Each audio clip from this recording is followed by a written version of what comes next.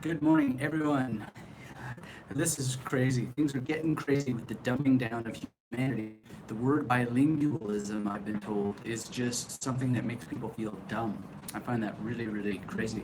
So, welcome to the replay of this live stream on bilingualism, the dumbing down of humanity, and ways to tackle this because it's getting pretty serious. If you're joining us on the live, hit that thumbs up. Let me know where you are in the world and what you think about bilingualism. Are you bilingual?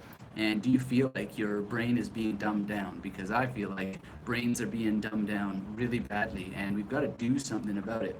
It's a real head scratching moment because when I asked some people about my recent blog post on bilingualism, they said that the word bilingualism made them feel stupid and they didn't even want to dive in. Now, what kind of world are we living in where words make people feel stupid? I can feel some sympathy for it, some empathy for it, and so forth, but shouldn't words actually make you feel curious? Shouldn't you be attracted to language, period? Shouldn't you be drawn into any word you see that you don't know and want to explore it? Because it's something that's in your mind. Language is in your mind, and you should never feel stupid looking at language.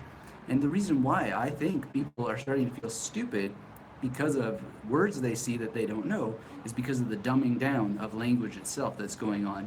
You know, even just to type the title of this live stream into my phone, there's, there's just an anti-intellectual technological push to shorten everything, to squeeze everything into a certain amount of characters. And they don't even want in the description for there to be a line break, right? Everything's got to be just small, and this is newspeak from 1984. It's really, really scary because the mind is an expansive place. It's huge, and language is a very, very big thing. It's huge, and hit the thumbs up if you agree. Let me know in the comments below. Sandra's here from Northern California. Don't want to turn this too much. Hi, Sandra. Thank you for being here. And I don't want to turn this too much into a rant, but it's deeply disconcerting when people tell me that the word that I would use, T. Francis gives the thumb up. Thank you, T. Great to meet you. Just a word bilingualism would make people feel stupid. And why did I use the word bilingualism? Well, because I didn't want to, use a word that people aren't searching for. There actually are people who search for that, and I wanted them to find it. I find it a little bit annoying that actually, in order for anything to be found on the internet, it has to be keywords that people use, but that's just the nature of things, so we go with it. But then that the actual core audience said that, that it made them feel dumb. That's one of the things that I have currently on the website. Are you tired of feeling dumb? Well, the way you get over feeling dumb is you challenge yourself with information and you get curious about all information and you treat information as something that is your access portal into knowledge. So I'm reading On the Shadow of the Ideas right now by Giordano Bruno. Very, very beautiful book, very good book. And one of the problems with it is that he is not dumbing things down. This is a challenging book, and it even says, this is not for everyone, and I'm going to hide some things in really difficult language and yada, yada, yada. It's not exactly those words, but there's a movement in many intellectual circles where they are making things very, very difficult to keep people out. And I strongly disagree with that. I think that that's a very dangerous trend, but it's there. And, there's an interesting book called Just Being Difficult that you can read about this trend in particularly scholarly circles and so forth. And in some cases, they use difficult language to hide the fact that they're actually not saying anything of profound importance. In other cases, though, there are some things that are just not that simply expressed in language. Memory techniques is one of those. A lot of people quote this Einstein quote about, how they should be able to say things that you've understood very simply, and that's just not true. So you could read the book Just Being Difficult for more on that, but there are some things that just simply can't be said simply. There are ideas that are not simple, and there is information in the world that will require you to get a grasp on things that may challenge you, and in fact that's the good information. So I'm not sure exactly how to judge Bruno here as I'm reading him, but he's right and wrong at the same time. If you want to learn anything, you've got to get out of your comfort zone. You've got to push yourself. You've got to approach frustration with certain things, and then you have to sometimes look things up. You have to memorize words that you don't know so that you do know them, so that when you come across them again in the book, that you're able to recognize them and understand them. That's what human knowledge is.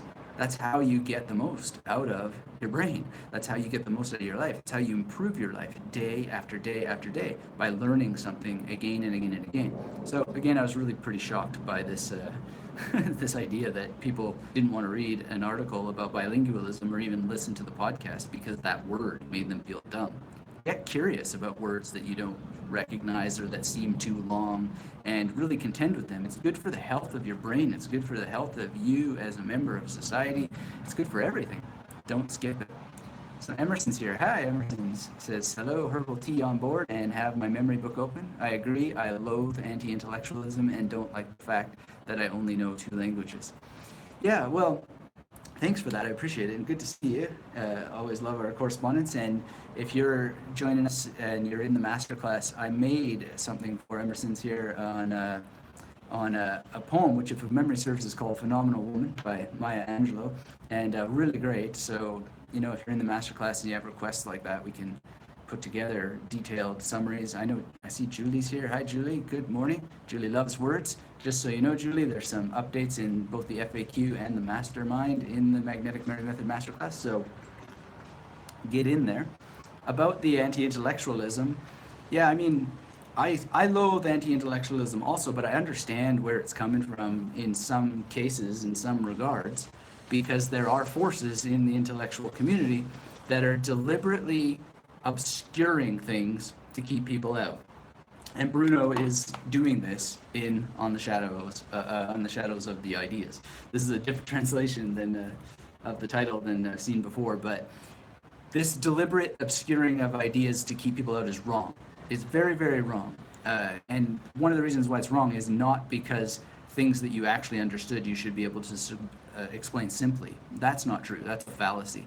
But it's wrong because usually those people are setting up ghosts. They're setting up things that aren't that complicated, are things that are complicated, such as the nature of truth, right? And how one can begin to define truth, and you need to pass through a number of hoops to sort of be able to put this together in a way that's satisfying, coherent, and you're able to do things with, in a way that when you make actions in the world, you have a sense of, is it a good action or a bad action, and so forth. And there's no simpleness around that, or simplicity to it. It requires navigation, and it requires continual study and showing up. And bilingualism, just to get to that, is one of the ways that you can do this for yourself. But it's a complicated issue in some sense, and that's what we talked about last week on the podcast. And so if you haven't checked it out, the link is in the description below, and go look into it, because it's complicated. It's not as simple as it seems, and I have some interesting experiences with it, because some people, they think that they'll boost their intelligence by having more than one language, but that's not necessarily the case. However, intelligence is a complicated thing to describe, and a lot of people have asked me about IQ and can they increase their IQ and so forth, and I'm going to prepare something on that. But if you're joining us, hit that thumbs up. Let me know where you are in the world and what you think about bilingualism and intelligence and so forth. It can create more intelligence. There's no doubt about it, but it's not necessarily the path to intelligence. So T. Frantia is in Houston. Great. Well, that's a really interesting part of the world. I've never visited it, but there's some very, very intelligent people there. And you can be very, very intelligent without learning another language. That is possible. And IQ, I don't know if it's a thing that can be increased or not. I'm looking into it now at the moment. But is IQ the standard by which you would want to be judged? And the fact that people are worried about it deeply concerns me, because numbers are not the best indicator of performance and your ability to contribute to the world. They just aren't.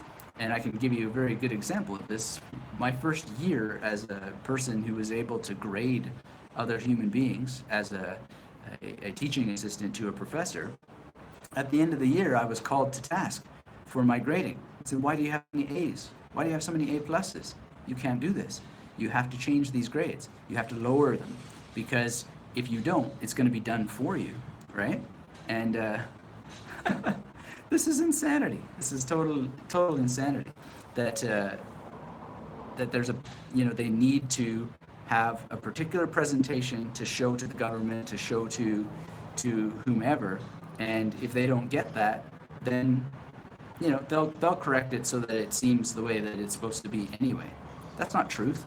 That's not what one learns how to become a teacher for. We're having connection problems. Okay, sorry about that. It's probably just the internet service being inconsistent, as it sometimes is. You can always try and log out and in. It might be on my end, it might be on the end of...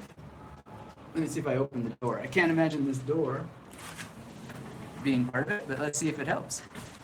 Thanks for letting me know. In any case, really, really difficult issue, and one that's troubling when people start to have their intelligence graded by numbers that are just being changed in order to suit the agenda of a government or a corporate structure or whatever. That's very bad, and I didn't want to participate in it, and I was always really influenced.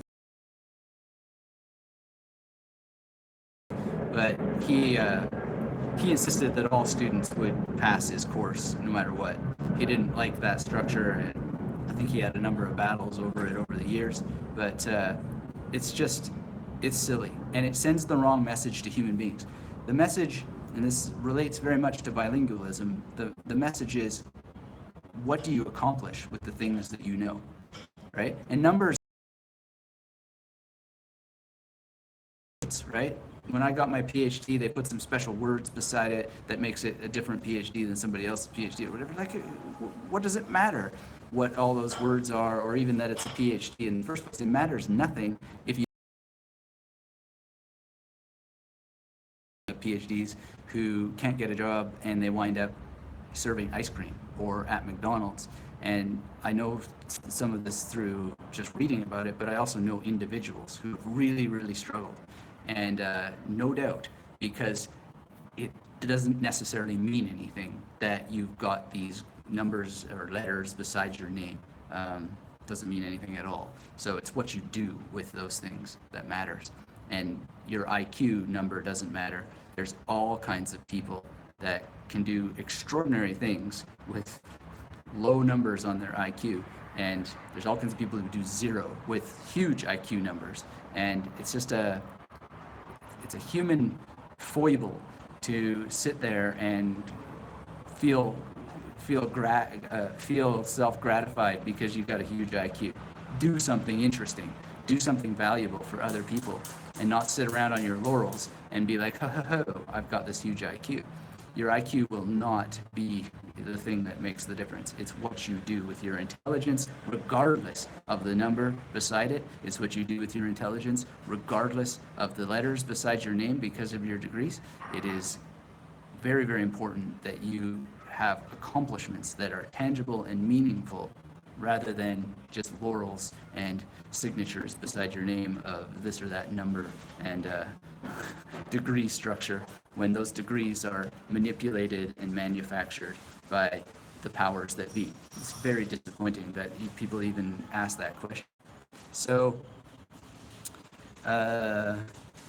T. Francis says, amen to that. Kim says, IQ is just a test which can be years ago when you took that test, and often with the years you can gain experience and knowledge.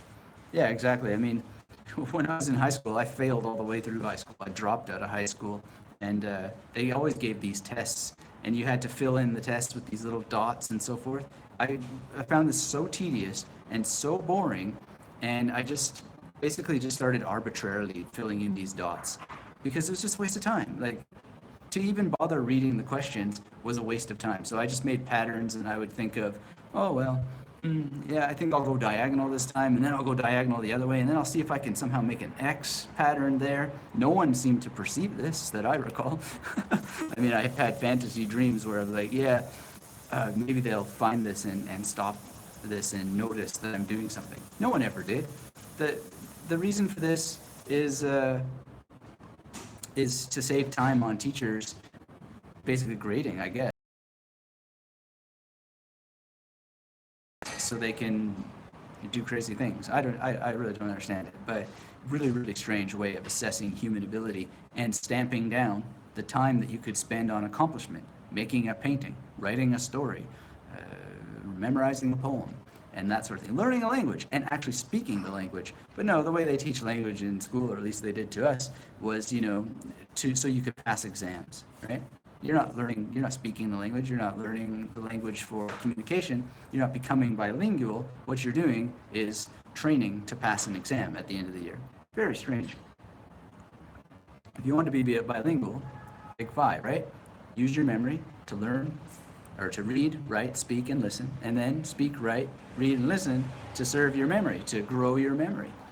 So I know some of you are having internet connection issues. Sorry about that. It's probably, maybe from my side, not the best day of the week. Sometimes the internet flakes out here. Well, it's your mindset. A lot of people, they skip the mindset stuff because it's a bit of a learn using memory techniques, how you're going to show up to a language, what you're going to do on day one, what you're going to do on day two, and so forth. That's something you have to put into place. But then you also have to create the mindset of how you're going to actually motivate yourself and show up. And there's intrinsic motivation, there's extrinsic motivation. We've got Camilla Hallstrom was on the Magnetic Memory Method podcast some years ago, and she talked all about that in terms of becoming a polyglot and learning languages and how to set that up for yourself. And it's really, really good to be able to understand motivation and to motivate yourself in the best possible ways, and to understand the difference between intrinsic and extrinsic motivation. Now, those words, intrinsic and extrinsic, they might challenge you, but here's the thing. Get curious about them if you don't know them. Anytime you see a word you don't know, get very curious about it. If you want to become bilingual, you're going to need to get curious about lots of words, right? So don't get challenged by language. Get curious about language. Let it guide you. Let language be the path that you follow, and you'll discover so much as you go along. It's absolutely incredible. So that's how you get bilingual, is you actually show up to challenge, and you show up to challenge consistently, and you don't let words challenge you. Words are not anything to get afraid of, although it is understandable in some sense, because there is a part of the brain that creates pain response. And we know this, but a lot of people don't know it because they don't study enough about the human brain and how we learn. And so you're sometimes getting this pain response, and you think that it's you. You think it's your willpower. You think it's something that has something to do with you as an individual. But the insular cortex is something that's in all people, right? And you hack it. You get the best of it instead of letting it get the best of you by setting up extrinsic and intrinsic motivators, and there's lots of them that you can set up for yourself, and I hope that you'll figure that out. And I'll come back on the replay and post in the description below that link to Camilla Hallstrom's contribution to the Magnetic Memory Method podcast and the blog all about that, so you can benefit from it as well. It's really, really powerful to set it up, and I hope that you will be able to, because overwhelm is a choice, okay? There's so much information about how to deal with overwhelm, how to get it out of your life, and how to get bilingual. And so anybody who's not putting that to use is doing it by choice, unless, of course, you don't believe in free will, and free will is its own topic, and I'm back and forth on it. But at the end of the day, there's enough free will that people can set up the possibility to take micro actions. And if you just get the micro actions going, they will lead to larger actions. And if you can do it consistently enough, then before you know it, you'll have accomplished goals. And those goals can be very big, very complex, and yet nonetheless, people are accomplishing goals all the time. So if you're struggling with this, understand a bit about brain chemistry, like the insular cortex and pain responses that it creates, understand about extrinsic and intrinsic motivation, and set up a path that you can follow with maybe just some micro steps, and then be very, very focused on moving towards it.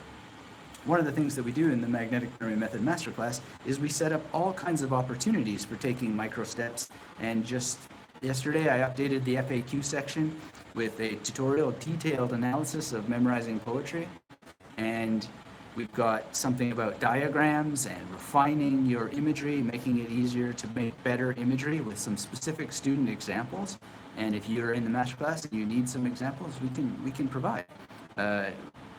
And these things in and of themselves are meant to be motivating. New things to look at, new ways to train yourself, and new ways to actually see and open the perspective. That's why I'm reading all the time. It's why I've got this book. I've read it before. I'm reading it again in a new translation because it opens new perspectives. And the more perspectives you have, then the more motivated you are. And the more motivated you are, the more outcomes you get. And as J.A., who you may have seen on some lives and sometimes in the comments here on the discussion below, he came up with a new acronym, which I think is really great, and I want to share it with you now, because it's a powerful one. I got all my little acronyms, like deep and SIP and all that stuff. Well, he came up with one, which is HOME, which is that huge outcomes mean exercising. When do you exercise? As often as possible, frequently, consistently, with it scheduled on the diary. You know, I keep up my physical health because I go to the gym 3 times a week. When do I go to the gym? Well, Monday, Wednesday, and Friday. What times of day? Well, sometimes I vary it, but usually it's about 4:30 p.m., right? And now I'm going more in the mornings, but the point is it's scheduled. When do I memory train? Usually in the morning before the computer comes on. When do I do it? Every day, right? And it's scheduled. It's there, and that's why it happens. That's why it works. And, you know, days are different. Some days are different than other days, but it's the consistency and the regularity and showing up again and again over time that leads to the accomplishment. And so I love this from Jay. Thank you. So huge outcomes mean exercising. And in the memory world, what you do is you set up your goals, and then you just go home. You go home by exercising, right? And so the SIP technique is to study, implement, and practice. And then you have the PEACH principle, which is practice encoding at calm hours. Very simple. A lot of people, they try to learn when they're being distracted, and they try to learn on devices that are designed to distract them. If you're not getting anywhere, then change how you're learning, change where you're encountering information, change the duration, change the things that are going on, experiment, explore. You'll do a lot better as a result. Otherwise, you've got this negative oppressor constantly trying to destroy you. Dun, dun, dun, dun, dun, dun. You don't need that in life. What you need is positivity, you need motivation, you need something like a consistent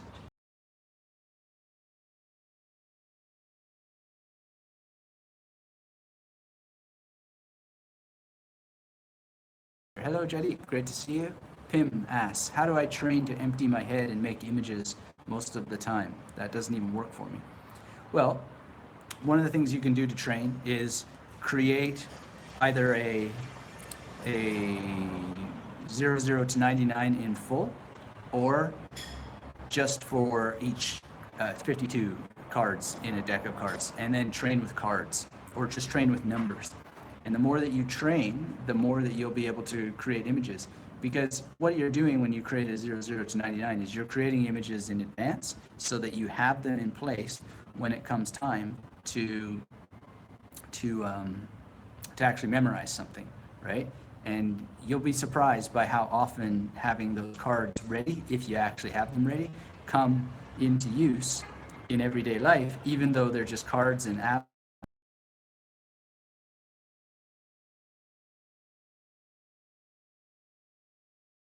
So you're moving from images that you created when you didn't necessarily need them to situations where you do need images on the fly.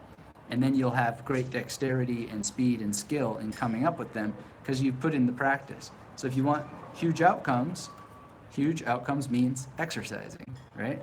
Or exercise. and you do it consistently. So let me know if that helps, Tim. And in terms of the emptying your head, I'm not sure what you mean, but meditation is well established as being good for memory and emptying your head. Focus, clarity, calm, being in the moment, and awareness of the junk going off in your thoughts. I can't say that I've emptied my head entirely of thoughts, but I've come closer and closer to having, uh, well, I have actually. I've had these what's called PNSE, which is persistent non-symbolic experience, and they get longer and longer and longer, these periods.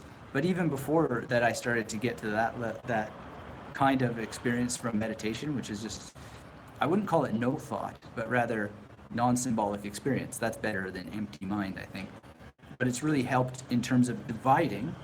If you had a brain and it was a box and you cut it in half, this is the part that has thoughts. This is the part that is the observer of the thoughts, that is dispassionate, uninvolved, and just sort of letting it do its thing, and understanding that it's doing its thing, not getting involved in it, not getting wrapped up in it, seeing it as a tool for when it's useful and so forth, but just standing back in this segment here.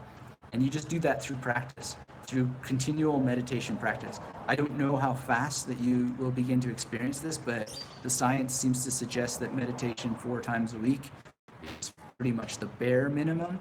And there's many different kinds of meditation, and the rule is that you should try as many as you can to find out which kinds are better for you. But there's almost certainly some kind of meditation that's appropriate for every single person, but you'll need to explore which ones are for you. And we had a comment earlier about how you can get your IQ tested 10 years ago, and then things will change over time. Not necessarily that your IQ number will change, but through experience, you'll become a smarter person and a more educated person. Well, same thing with meditation. Through experience, you may have found an end to the usefulness of a particular meditation, and then you go on and find another one, and then maybe you go back to that original one, and all of a sudden it's useful again. So in Happiness Beyond Thought, Gary Weber talks about how you can think about various meditation techniques as a kind of boat that you take to different shores. And when the boat no longer takes you to the shores, then get on another boat, right? And you just leave the old boat behind. I would just change that a little bit to say that old boat, especially if you have knowledge of how to build the boat, well, you could build it again. You'll probably build it better the second time around because you have the benefit of more experience with not only navigating boats, but just being a person who spends time around boats. So meditation, the more time you spend around it, the more boosts you will get in terms of clarity of mind, emptying mind, and you'll just get better memory as a result. Now, why you get better memory from meditation, you can go look into the science of it. I think some of it's just self-evident, because when you're more aware, when you're more in the present moment, you're paying attention to information that enters your field of perception. And the more you're paying attention, the more you will by default remember the information that goes by. That doesn't mean you will remember all of it. Doesn't mean that you don't have to use memory techniques in order to memorize things in a bulletproof way, but it does mean that just by virtue of paying closer attention, you will remember more. And you will also think more clearly about the things that are going past because you paid attention to them at a deeper level. So that's just basic common sense about what meditation can do for you related to memory. But then in terms of deep processing and so forth, there's a lot to that to be discussed and talked about. So I would recommend meditation to everyone. And then of course, there's something about using memory techniques that is inherently meditative. It is already in and of itself meditative. So what does that mean? Well, you're taking time away from the day, you're separating yourself from technology, you're sitting down with a language learning textbook or with whatever you're memorizing, facts from a historical book, or maybe you're reading about memory itself and using memory techniques to help you remember some of the terms that you're coming across and whatnot. And you're just spending time with the craft, a mental craft that's not unlike meditation, because in meditation you're observing thoughts and separating yourself from the thoughts, not getting involved. In memory techniques, you're creating thoughts and you're observing how that creation process works in a way that's just scientific, not really having an opinion about it, one way or the other, but really just trying to get the most out of the experience so that you do remember it, and then later coming back and testing what you did. And testing is really important part of it. So likewise with meditation. Emerson says, "Good night to everyone. Must be up early in the AM for it." Thank you. Glad you could be here. This is just sort of a spontaneous thing because I got this email about bilingualism being a difficult word, but glad you could be here for a bit. And as always, really appreciate your comments and the opportunity to make that video for you for the masterclass about Phenomenal Woman. What a wonderful poem. If any of you are working on a poem and you're struggling, let me know. And it might be an opportunity to work on it. Poetry is such a great thing to memorize, and I think you'll enjoy it. Anyway, Pim, I hope that helped you, and I hope that you will train in these ways. If you're just joining us and you haven't said hello yet, hit the thumbs up. Let me know in the comments below what you're doing, what you're thinking, where you are in the world, and what you think about bilingualism, and if you have any interesting experiences about that. I'm just going to go through a little email here, see if there's anything to be said, and always so much email. I really enjoy the email, so please do keep it coming. People who are on the search for better memory are always welcome to email. So Matthew says, "What's frustrating me most, memory-wise, is studying computer server admin. What I studied, I would become a more valuable employee and get certifications. I want that easier and faster." Well, Matthew, that's great. There's a strong relationship between all that admin stuff and computer stuff and language learning. And if you're not retaining what you just went through, then think about paying attention to it differently. And some of the ways you can pay attention to it differently is to pause upon things that you don't know, and instead of just going past them and thinking that you'll remember them, actually say, okay, am I going to remember this? And if the answer is immediately no, which it will be most of the time, then what are you going to do to memorize it? And then you start to think, well, do I have some memory palaces ready to go for this? If the answer is no, make some memory palaces. Do you know how to create magnetic imagery so that when you place that information into memory palaces, you have a chance of getting it back at a much higher level? And have you practiced pushing your accuracy to higher levels?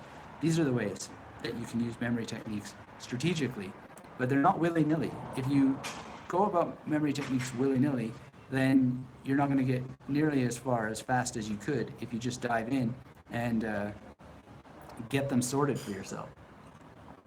Practice with the best and the most strategic. Daniel's here. Thanks for this, Daniel. Daniel highly recommends this very relevant TED Talk by Joshua Foer, who wrote Moonwalking with Einstein. That book was an invaluable piece of brain food for inspiring me to work on my memory. Well, thanks for suggesting that, Daniel. Yeah, it is a good TED Talk for sure, and it's also a great book. Anybody else here read Moonwalking with Einstein? Just the first chapter alone is quite inspiring, so I hope that you have. I mentioned J.A. before. He had some great comments that he made on the Bilingualism post, and it's actually called "Why Bilingualism Makes for a Healthier Brain," and I'd love to see what your thoughts are over there about bilingualism. He says, "Thanks for an excellent podcast. Always a treat to hear your thoughts on such topics. Years ago, I took a sociolinguistics class on bilingualism and multilingualism. Even then, I found it fascinating. Not only are there neurological bases for studying these issues, but there are ethno-linguistic and sociocultural bases as well, to name but a few." And he says, "I listened to your podcast a few times before commenting because I was strolling through my memories of my joys of lifelong language learning, recalling where I was, what I was doing, why I was doing it." That's really important. When you're studying things, think about what it comes to mind. Ask yourself, what can I associate with this? What else in my life is related here? It can be quite abstract or it can be very, very specific, but what's being suggested here, and by the way, Jay uses a different name when he's on posting on the blog and the podcast pages, so that's you might think that I've forgotten, but no, I haven't. It's just different, people use different names on different parts of the internet. In any case, that's a great memory exercise. And one of the reasons to read through the comments is because you'll see that people are sharing with you clues on how to improve your own memory practice, as JA is doing here. So he said, I had the chance to study many languages at school and university, and what I found was that they always strengthened my love and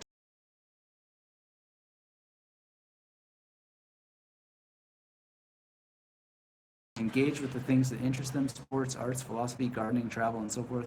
They can swiftly improve their grasp. Using your techniques of location-based mnemonics, along with other techniques of gestural, olfactory, gustatory, tactile, musical, dance, poetics, as well as social gatherings such as concerts, groups, activities, readings, and theatrical or studio events, language learners have a wealth of resources from which to benefit. That's exactly right. You can benefit so much. And he says, I had another epiphany while listening to the podcast. Everything is language, genomes, DNA, byte codes, mathematics, music, eating, living. Simply everything is language. If everything is language, therefore, and we can communicate with language and with memories, then all things can be learned if we wish to do so. Pretty deep, I must say. And he's referring to the deep metaphor of the magnetic memory method. Anyway, great thoughts, and I really appreciate them. And of course, I answered them over on there. And if you want to get into the discussion, highly recommend it, because we go deep into more about this idea of language as everything. I don't agree with it, but if you want to expand your mind, get some brain exercise, challenging thoughts and philosophy, that's over there for you, and really powerful stuff to do that. Daniel says, apparently I cannot enter links into this chat, but the title of the video is Feats of Memory Anyone Can Do by Joshua Foer. Yes, that's what it's called. Thank you. You can always come back and post it in the discussion below in the replay, but it is a very good video and well worth looking up. I think there's a reason YouTube prevents people from posting links in the chats, and that's because we don't know who will show up when we're doing this public service, and who knows what they might put in there. So we wouldn't want people to abuse the privilege. Not that anybody here would, although the odd time strangeness appears. But as the Joker says, whatever doesn't kill you only makes you stranger, right? I always liked that one. All right, so that Violin Goalpost is at magneticmemorymethod.com/bilingualism. It's down in the links below. You can read the text, or you can listen to the podcast, and I hope that you will. And I'd love to hear more about why this word bilingualism made some people feel so dumb, and we're just trying to do our best to combat that by showing people just how easy it is to have an incredibly rich and rewarding intellectual life if you'll just show up to training your brain and not get afraid or feel overwhelmed. And if you do feel overwhelmed, be very kind to yourself and just understand it's the insular cortex in the brain. It's just chemistry, and you can hack it by challenging yourself, and you'll just get further so much faster by submitting yourself to a bit of challenge. It's really, really important. So we got an email here from Chase who says, I struggle with reading speed and comprehension, but now visualizations are starting to come easier and memory palaces are beginning to work. Not going to be enough time for my medical exam. Every bit helps. Oh, well, thank you for that, Chase. And yes, even under time constraints, it's well worth just taking a step back, learning these techniques, and giving it your best, because they will cause you to think of the information differently, right? You'll perceive it differently, and that in itself is golden. You're just thinking about it differently, which then gets it into your mind very differently. All right, so give that a try anyway, even if it's at the last minute. You do want to dig your wells before you're thirsty, but there's nothing wrong with just learning about these techniques as you go along, and then being prepared better the next time, because you'll get a bit of a memory advantage just by paying attention to the information differently, arranging it for memorization differently. It's very, very helpful and useful to do.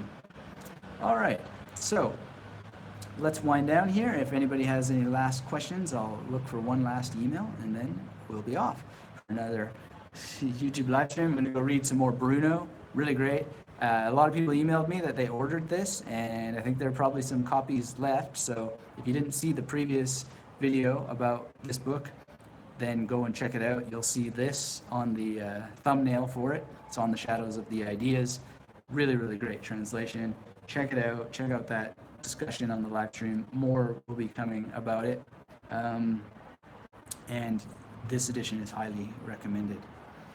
So one last email, and again, as we go through this, if you have any questions, if you haven't said hello yet, hit the thumbs up. Let me know in the chat if you have anything to say, if you have any questions, and if not, you're watching the replay, feel free to post in the discussion below later, and we will come up to that as well in the future. So this is from Greg, who says, I'm studying for some kind of aviation thing. He's got some specific info here that may take a while to go through, but I don't want to go through every single word here, but it has to do with helicopters for aviation safety. And he struggles with the amount of information that is needed to be covered, and there are 14 exams to be passed. Well, Greg, the first thing I would say to you is see if you can look at previous exams and interview people, if you can, who have gone through those exams before, to see if there's any guidance for you in terms of what might be on those 14 exams. And you already have a clue. You know that there are 14. That helps you organize already a strategy, right?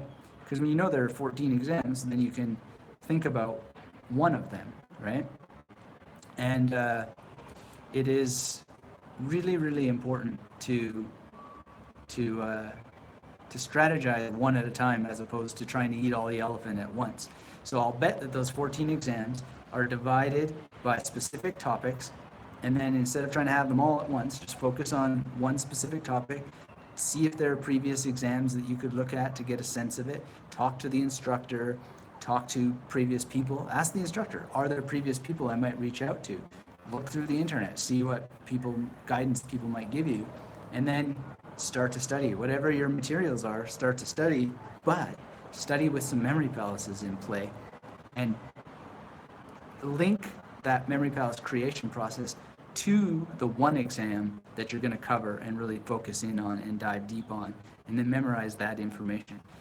And then go on to the next one.